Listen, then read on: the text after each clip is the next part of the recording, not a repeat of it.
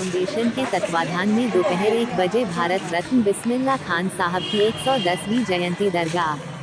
Report Snigdha भारतीय, जिला वाराणसी से खास खबरें। वाराणसी फौतमान सिगरा मनाया गया। कुरान खानी व दुआ खानी हुई, उनके चित्र पर श्रद्धा का फूल चढ़कर मनाया गया। इस मौके पर कार्यक्रम संयोजक शकील अहमद जादूगर ने बताया, आज ही के दिन 21 मार्च 1916 में बिहार के डुमरांव में जन्म हुआ। उनकी मृत्यु 21 अगस्त 2006 को उत्तर प्रदेश के वाराणसी शहर में हुआ। श्री शकील अहमद जादूगर ने उन्होंने बिस्मिल्लाह खान साहब का एक वाक्य बताया। 5 साल की उम्र में उसे जमाने में गिल्ली डंडा का खेल चलन था, जो बिस्मिल्लाह खान साहब डुमरांव के रियासत में तालाब के किनारे खेलते थे और कोई भी उनसे जीत नहीं पाता था। जब ये बात रियासत के राजा, उनके पिता पैगंबर बख्श पूछा कि तुम्हारे बेटे हैं, उन्होंने कहा जी महाराज। महाराज ने 125 किलो का लड्डू आपको भेंट किया। बिस्मिल्लाह खान साहब के पिता अपने बेटे को उत्तर प्रदेश के वाराणसी शहर के बेनियाबाग अपने ससुराल लेकर चले आए। उनके मामू के हवाले कर दिया। उनके मामू का नाम था अली बख्श, विलायतु खान के हवाले कर दिया। उसे जमाने में काशी विश्वनाथ मंदिर के उनके मामा शहनाई बजाए करते थे और बिस्मिल्लाह खान साहब को भी वहां ले गए और शहनाई बजाना शुरू करवाया। 14 बरस खान साहब ने काशी विश्वनाथ मंदिर पर शहनाई बजाई। क्या मालूम एक दिन दुनिया की महान शहनाई।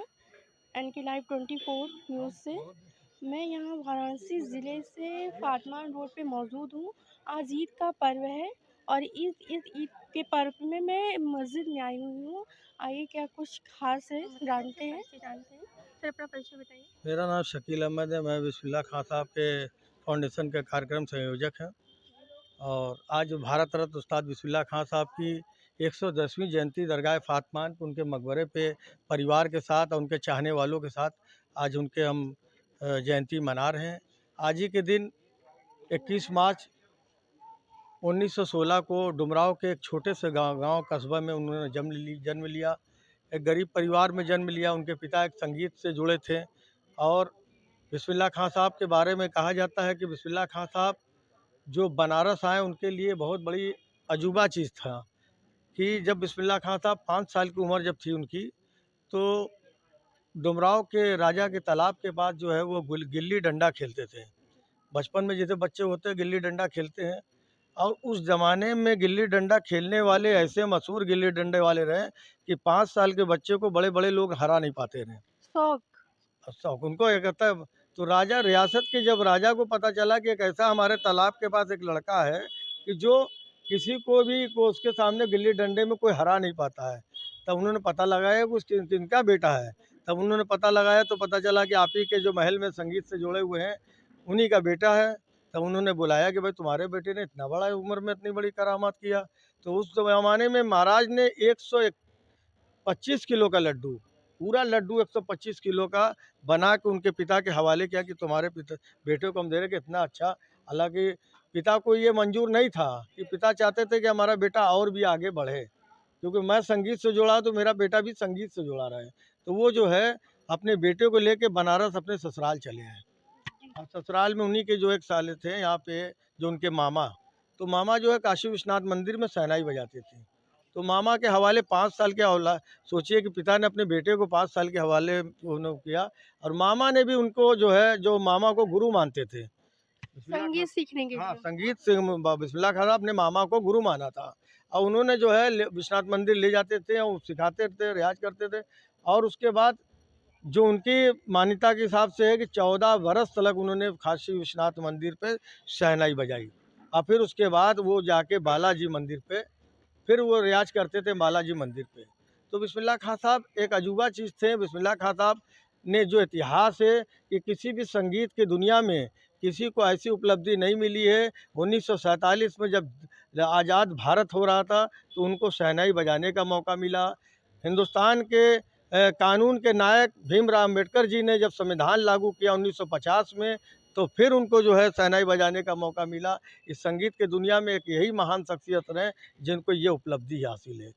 ये आप क्या संदेश देना चाहते हैं काशी वासियों को और हमारे चैनल के माध्यम से और लोगों को क्या संदेश देना चाहते हैं? देखिए बिस्मिल्लाह खान साहब के माध्यम से बनारस की जनता को भी कहना चाहते हैं कि बिस्मिल्लाह खां साहब ने कभी नहीं कहा कि शहनाई सीखो।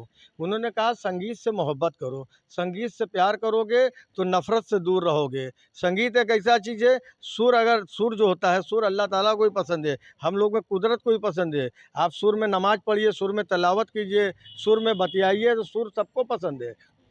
तो यही है मेरा संदेश है कि खां साहब ने कहा था कि सुर से मोहब्बत करो, यानी सुर से लोग कहते हैं ना कि मीठा बोलोगे तो अच्छा लगेगा, कोई भी लगेगा, तो सुर का बहुत बड़ा एक वो चीज़ है। तो इफ्तिखार हुसैन आज ग्रैंडसन आप हूँ कुछ खान कहना साहब का, चाहें? बिस्मिल्लाह खान साहब का।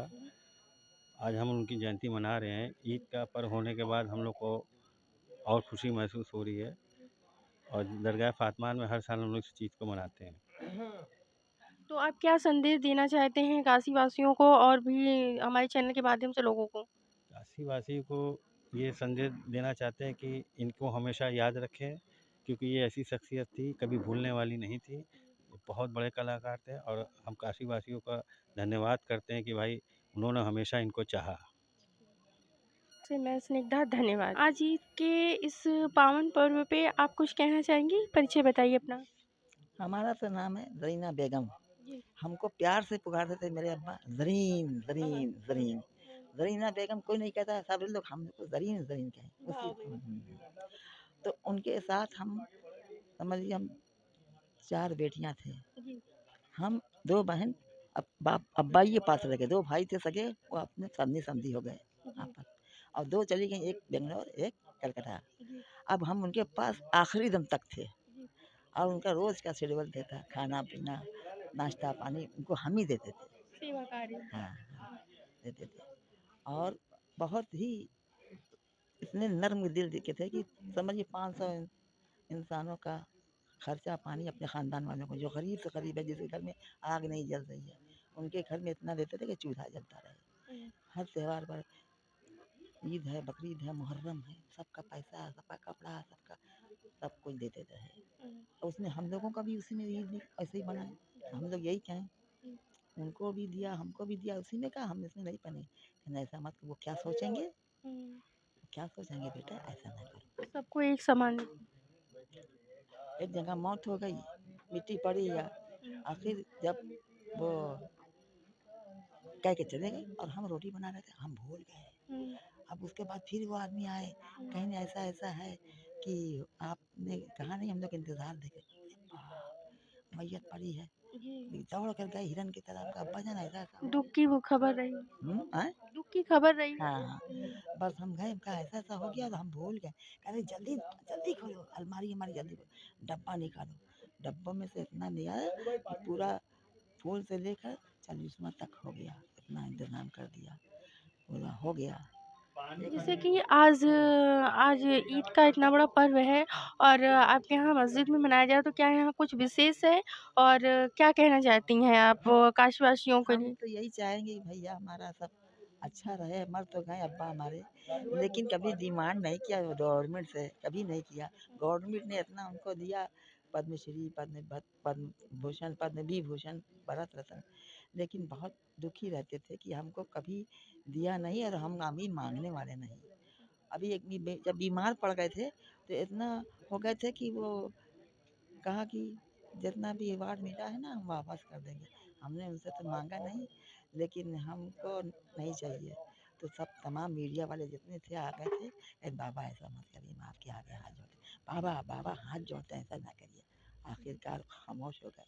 तमाम रखा हुआ है उनका अवार्ड, लेकिन अब पूछने भी नहीं आता। जब इंतकाल हुआ तो यही कहा था, उनके परिवार के साथ पूरा हिंदुस्तान है, बड़ी तसल्ली हुई हम लोगों को, लेकिन कोई पूछने भी नहीं आता। इसका बहुत सख्त मलाल हम लोगों को, पूरे घर को है, कभी नहीं पूछा। देखिए, इनके कहने का मतलब है कि इतने सारे अवार्ड मिलने के बावजूद, इतने नेक कार्य करने के बावजूद भी अभी भी कोई हाल-चाल या कोई पता नहीं लेता है। एनके लाइव 24 से मैं स्निग्धा, धन्यवाद।